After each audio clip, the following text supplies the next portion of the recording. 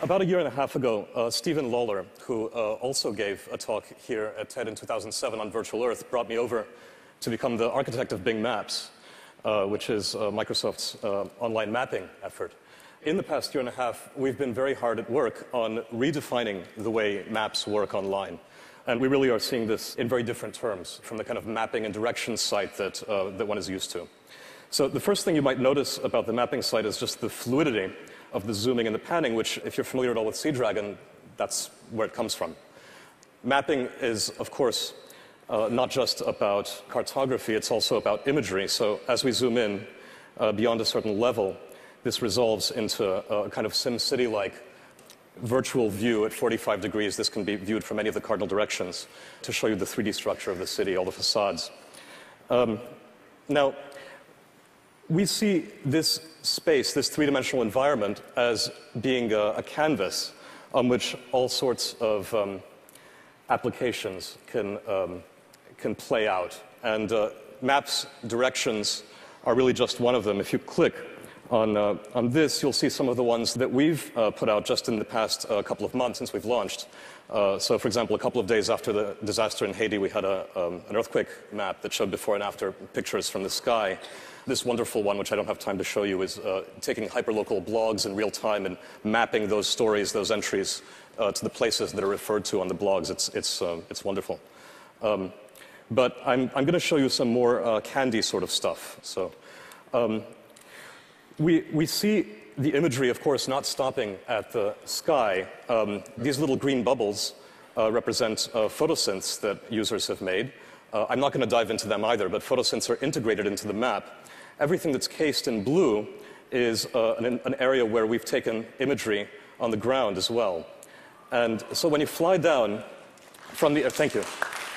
When you fly down to the ground and you see this kind of panoramic imagery, the first thing that you might notice is that it's not just a picture. There's just as much three-dimensional understanding of this environment as there is of the three-dimensional city from above. So, if I click on something to get a closer view of it, then the fact that that transition looks as it does is a function of all of that geometry, all of that 3D understanding behind this model. Now, I'll show you a fun app that we've been working on in collaboration with our friends at Flickr. This takes Flickr geo-registered imagery and uses photosynth-like processes to connect that imagery to our imagery. So I'm not sure if that's the one I actually meant to pull up, but notice this is, of course, a popular tourist site, and there are lots of photos around here. And these photos are all taken at different times. So this one was taken around 5. So that's the Flickr photo. That's our imagery. So you really see how this kind of crowdsourced imagery is integrating in a very deep way into the map itself. Now, the reason this is interesting, thank you. There are several reasons why this is interesting, and one of them, of course, is time travel. I'm not going to show you some of the wonderful historic imagery in here, but there's some with horses and carriages and so on as well. But what's cool about this is that not only is it augmenting this visual representation of the world with things that are coming in from users, but it also is the foundation for augmented reality, and that's something that I'll be showing you more of in just a moment. Now, I just made a transition indoors. That's also interesting. Okay, notice there's now a roof above us. We're inside the Pike Place Market, and this is something that we're able to do with a backpack camera. So we're now not only imaging in the street with this camera on tops of cars, but we're also imaging inside. And from here, we're able to do the same sorts of registration, not only of still images, but also of video. So this is something that we're now going to try for the first time live, and this is really, truly very frightening. Okay. All right, guys, are you there? All right, I'm hitting it. I'm punching play. Are you live? I'm live. All right, there we go. So these are our friends in Pike Place Market, the lab. Thank you.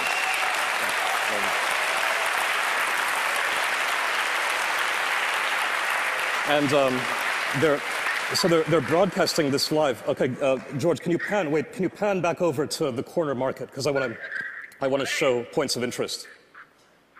Hey, yo, no, the other way. Yeah, back to the corner, back to the corner. I don't want to see you guys yet. Okay. Back to the corner, back to the corner, back to the corner. Okay, never mind. What I wanted to show you is these points of interest over here on top of the image, because what that gives you a sense of is the way, if you're actually on the spot, you can think about this. This is taking a step in addition to augmented reality. What the hell are you guys doing? We're doing two different things. Okay, I'm hanging up now. We're doing two different things here. One of them is to take that real.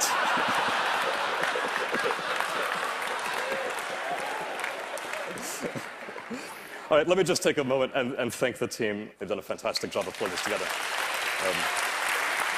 All right, I'm going to abandon them now and walk back outside. And while I walk outside, I'll just mention that here we're using this for telepresence, but you can equally well use this on the spot for augmented reality. When you use it on the spot, it means that you're able to bring all of that metadata and information about the world to you.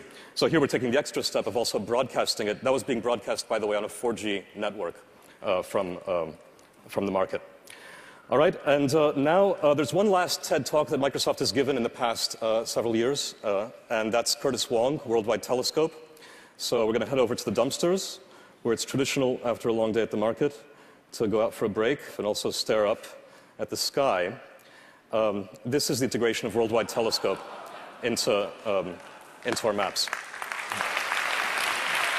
This is the current, thank you. This is the current time. If we scrub the time, then we can see how the sky will look at different times, and we can get all of this very detailed information about different times, different dates. Let's move the moon a little higher in the sky, maybe change the date. I would like to kind of zoom in on the moon. So this is astronomically complete representation of the sky, integrated right into the Earth. All right, now I've overrun my time, so I've got to stop. Thank you all very much. Thank